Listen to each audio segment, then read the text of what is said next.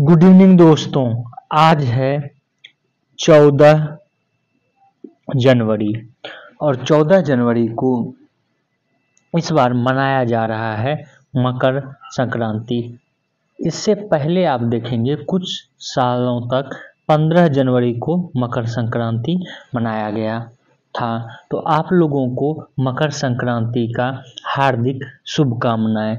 साथ ही साथ आपको यह भी बता दें कि मकर संक्रांति के उपलक्ष्य में भारत के विभिन्न भागों में विभिन्न प्रकार के त्यौहार मनाए जाते हैं। जैसे आप बिहार में देखेंगे दही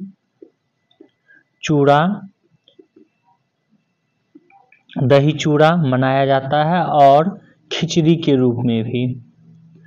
वहीं पर आप यूपी और दिल्ली वाले क्षेत्र में देखेंगे खिचड़ी मुख्य रूप से मनाया जाता है और पतंग उत्सव भी मनाया जाता है। पतंग उत्सव मुख्य रूप से मकर संक्रांति के उपलक्ष्य पर गुजरात में मनाया जाता है। हालांकि यह संपूर्ण भारत में मनाया जाता है, लेकिन गुजरात में प्रमुखता से मनाया जाता है। वहीं पर आप देखेंगे पंजाब में तो 13 और 14 जनवरी को लाहौरी मनाया जाता है। इसी तरह भारत के विभिन्न भागों में इस तिथि को विभिन्न त्यौहार मनाया जाता है। अगर आप लोग एसएससी की तैयारी कर रहे हैं तो एक जगह कंपाइल कर मकर संक्रांति के अवसर पर जितने त्यौहार मनाए जा रहे हैं उसको लिख लें, क्योंकि इससे संबंधित प्रश्न विगत वर्षों में एसएससी में पूछा गया है और आगे भी पूछा जाएगा। इसके बारे में हालांकि हम पहले भी चर्चा कर चुके हैं विभिन्न त्यौहारों के अंतर्गत। अगला है आज का करंट अफेयर्स ही इसको समझें कि संगम में महाकुंभ का आयोजन हुआ था। महाकुंभ का आयोजन यह संगम में जो हो रहा है इस बार प्रयागराज में, यह महाकुंभ 144 वर्ष बाद हो रहा है और आगे 144 वर्ष बाद इसका आयोजन होगा। अतः यह महाकुंभ बहुत ही इम्पोर्टेंट है। अगर हो सके तो आप लोग भी स्नान करने यहाँ जरूर जाएं, क्योंकि 144 साल का भाग्य सबको नहीं मिलता है। तो ये आप लोग याद रखेंगे। उसके बाद आप लोगों को पता होगा कि महाकुंभ प्रयागराज में, उज्जैन में, उसके बाद सूरत में और आप हरिद्वार में, इस तरह जो है 4 जगह लगता है महाकुंभ। और उसके बाद अर्ध कुंभ होता है। कुंभ 12 वर्ष में लगता है, अर्ध कुंभ 6 वर्ष में, वहीं महाकुंभ 144 वर्ष में। तो ये सब जानकारियां आपके पास होंगी, बस ये 144 वर्ष जरूर याद रखें। आगे देखते हैं आज का अगला करंट अफेयर्स। यह करंट अफेयर्स भी एसएससी के लिए ज़्यादा महत्वपूर्ण है और अगर आप लोगों ने एसएससी का प्रश्न that means previous year paper लगाया हुआ है या पढ़ा है तो आपको यह पता चल जाएगा कि इससे संबंधित प्रश्न पूछे गए हैं। इससे संबंधित कौन सा प्रश्न पूछा गया है इसके बारे में चर्चा करेंगे, लेकिन इसको आज करंट अफेयर्स में इसलिए इंक्लूड किया गया है क्योंकि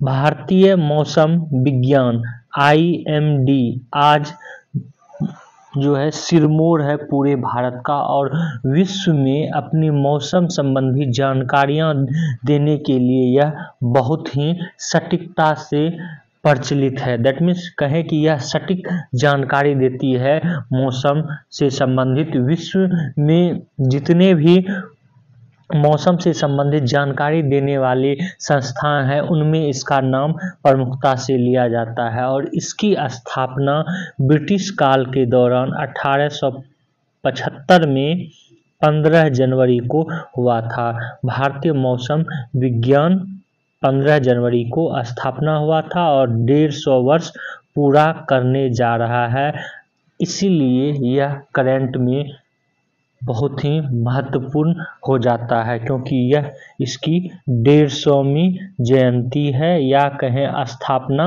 दिवस है। इससे संबंधित प्रश्न पूछा गया है कि भारतीय मौसम विज्ञान विभाग की या भारतीय मौसम विज्ञान की स्थापना कब हुई थी? 1875 में। एसएससी में इससे संबंधित प्रश्न पूछा गया है। यहाँ तक आपको जानकारी हो गई होगी। करंट में बस 150वीं स्थापना दिवस याद रखना है। हो सकता है चूँकि 150वीं स्थापना दिवस है तो इसको रिपीट भी किया जा सकता है। अच्छा, यहाँ पर ये भी याद रख लेंगे कि इसके महानिदेशक वर्तमान में मृत्युंजय महापात्र हैं। ये हैं मृत्युंजय महापात्र, इनके महानिदेशक हैं। यह भी पूछा जा सकता है। इसके बारे में थोड़ा बैकग्राउंड में बता दें कि इसका गठन 1864 में कलकत्ता, जो कि वर्तमान में अभी कोलकाता बोला जाता है, में 1864 में विनाशकारी चक्रवात और 1866 एवं 1871 में लगातार मानसून का पूर्वानुमान न कर पाने के बाद इसकी स्थापना हुई थी। दैट मीन्स कलकत्ता में चक्रवात आया था और उड़ीसा, इन सब तट पर चक्रवात आया था 1866 और 71 में, जिससे कि बहुत ही हानि हुई थी। इसी के अनुमान के लिए भारतीय मौसम विज्ञान की स्थापना हुई थी। यह पूरा का पूरा जो है संबंधित है, ज़्यादातर एसएससी से संबंधित, यह ध्यान में रखेंगे। यहाँ पर यह भी बता दें कि इनकी स्थापना पर 150 रुपये का विशेष स्मारक सिक्का भी और डाक टिकट भी जारी किया जाएगा। ये भी आपको ध्यान में रखना है। आज का अगला करंट अफेयर्स देखते हैं। आज का अगला करंट अफेयर्स है अंतरिक्ष में इसरो के लैब में उगा पालक। इससे पहले हम आपको बता चुके हैं कि इसरो ने अंतरिक्ष में लोबिया के बीज को अंकुरित किया था। तो आपको याद रखना है कि पहला अगर बीज की बात करें या कहें पहले फसल के रूप में या पहले पौधे के रूप में, तो लोबिया को अंकुरित किया इसरो ने, लेकिन उसके बाद पालक का नाम आता है। ये आपको ध्यान में रखना है। इस तरह के प्रश्न करंट अफेयर्स में पूछे जा रहे हैं, संभावना है कि पूछ लिया जाएगा। आगे देखते हैं। यह जो उगाया जा रहा है, यह पीएसएलवी के रॉकेट में जो सैटेलाइट भेजा गया था उसमें यह उगाया जा रहा है। आगे देखते हैं। अगला करंट अफेयर्स है दुश्मन के टैंकों को निस्तेनाबूद करेगी नाग MK2 मिसाइल। हालांकि नाग मिसाइल के बारे में हम बहुत पहले चर्चा किए हुए थे। आपको यहाँ पर 2-3 तथ्य याद रखना है। नाग MK2 मिसाइल है क्या? तो यह एंटी टैंक गाइडेड मिसाइल है। ये याद रखेंगे। नाग मिसाइल टैंक को ध्वस्त कर देती है। और टैंक जो है आपको बताए थे पहले भी, अगर ध्यान में ना हो तो फिर से हम आपको चर्चा कर बता दें कि टैंक और तोप में अंतर होता है। आप जब इस तरह से देखते होंगे, ये सिर्फ 2 पहिए है और ये आगे में पाइप जैसा है बड़ा सा, और नीचे से यहाँ से गोला लगाकर फेंका जाता है, तो वो है तोप। जबकि टैंक जो है यह बख्तर बंद होता है। यह पूरी की पूरी जो है बंद होता है और यहाँ से एक आप देख रहे होंगे गोले दागने की मशीन गन चलाने का ये होता है, गोले दागने, इसके ऊपर मशीन गन और यहाँ से आप गोले लंबा सा ये चला सकते हैं और ये पूरी की पूरी बख्तर बंद होती है और यहाँ पर आप व्हील से चलते हुए देखे होंगे मूवी में भी और तस्वीर में भी। तो यह होता है टैंक। टैंक को निस्तो नाबूद करना बहुत ही कठिन होता है, इसलिए एंटी टैंक मिसाइल विभिन्न देशों ने बनाया है। भारत ने स्वदेशी टैंक रोधी गाइडेड मिसाइल बनाया है और उसका नाम रखा गया है नाग, और नाग का ही एक उन्नत संस्करण है नाग MK2। यह सटीक निशाने करता है और यह निस्तो नाबूद कर देता है किसी भी टैंक को, और इसका परीक्षण किया गया है राजस्थान के पोखरण स्थित फायरिंग रेंज में। यह अगर आप प्रीवियस ईयर का प्रश्न बनाए होंगे जैसे UPPCS का या SSC का ही, तो साइंस एंड टेक के अंतर्गत यह प्रश्न पूछा जाता है इस प्रकार का कि नाग मिसाइल क्या है, तो यह एक एंटी टैंक मिसाइल है, यह ध्यान में आपको रखना है। आगे देखते हैं आज का अगला करंट अफेयर्स। आज का अगला करंट अफेयर्स है, यह है, बस आपको इसमें याद रखना है कि सोनमार्ग जेड मोड़ सुरंग का लोकार्पण प्रधानमंत्री द्वारा किया गया, और यह सोनमार्ग मोड़ सुरंग कहाँ है, तो जम्मू कश्मीर में है। जम्मू कश्मीर में भी मुख्य रूप से कश्मीर में यह अवस्थित है, यह ध्यान में रखना है। कश्मीर देश का मुकुट है, यह ऐसा प्रधानमंत्री ने कहा है, और हम लोग भी जानते हैं कि चूंकि सबसे उत्तर में है और यहाँ कश्मीर को जो है धरती का स्वर्ग कहा जाता है, तो यह देश के एक मुकुट के रूप में है, और यहीं पर सोनमार्ग जेड मोड़ सुरंग का यह निर्माण किया गया है। यह गांदरबल में है, यह भी ध्यान रखना है कि यह जम्मू कश्मीर के गांदरबल में सोनमार्ग सुरंग है, यह ध्यान में रखना है। आगे देखते हैं आज का अगला करंट अफेयर्स। आज का अगला करंट अफेयर्स है, यह है सिंगापुर के राष्ट्रपति की भारत यात्रा से संबंधित। सिंगापुर के राष्ट्रपति वर्तमान में कौन है, थरमन शनमुगरत्नम,